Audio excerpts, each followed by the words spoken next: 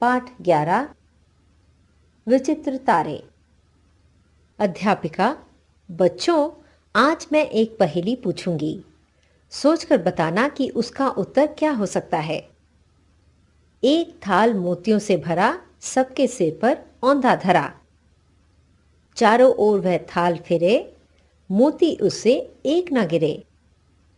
हेमंत, आकाश। अध्यापिका, शाबाश। विजय, तुम बताओ, यहाँ मोती शब्द किसके लिए प्रयोग किया गया है? विजय, मेरे विचार से तारों के लिए।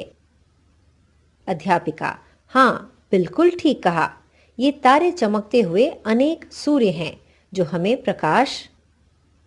सचिन बीच में ही बोलता है, मैडम, सूर्य तो बहुत बड़ा दिखाई देता है, फिर ये इतने छोटे क्यों दिखाई देते हैं? अध्यापिका, इसका कारण यह है कि ये हमसे बहुत दूर हैं। सूर्य ही पृथ्वी से लगभग 14 करोड़ 96 लाख किलोमीटर दूर है। तारे तो इससे भी कई गुना अधिक दूर हैं। राकेश, फिर तो इनसे प्रकाश को पृथ्वी पर आते आते बहुत समय लग जाता होगा।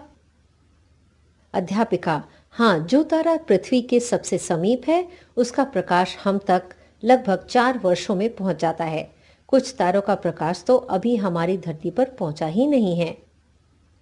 नीलम, मैडम, इन तारों का क्या लाभ है? अध्यापिका, इन तारों से समय और दिशाओं का ज्ञान होता है। हेमंत, मैडम, हमने ध्रुव तारे का नाम सुन रखा है, आप हमें उसके बारे में कुछ विस्तार से बताइए। अध्यापिका, प्राचीन कथा के अनुसार राजा उत्तानपाद का पुत्र था ध्रुव। उसने कड़ी तपस्या करके भगवान विष्णु को प्रसन्न किया। भगवान विष्णु ने खुश होकर उसे आसमान में एक चमकीला तारा बना दिया जो ध्रुव तारे के नाम से विख्यात है। इसके एक और सप्तऋषि मंडल के 7 तारे हैं। हवाई जहाज के चालक ध्रुव तारे को देखकर दिशा का ज्ञान प्राप्त करते हैं। नीलम, मैडम, कुछ तारे नीले और कुछ सफेद क्यों दिखाई देते हैं? अध्यापिका, तारे लाल, सफेद, पीले और नीले रंगों में दिखाई देते हैं। इन्हीं से उनके ताप और आकार का पता चलता है। लाल रंग का तारा सबसे बड़ा होता है पर इसका ताप सबसे कम होता है। नीले और सफेद तारे सबसे छोटे होते हैं पर इनका ताप सबसे अधिक होता है। अंजलि, मैडम, आकाश गंगा क्या है? अध्यापिका, आकाश गंगा एक प्रकार का तारों का कारखाना है। इसमें अनेक नए तारे बनते रहते हैं। इसके बीच का भाग सफेद पट्टी के रूप में चमकता दिखाई देता है।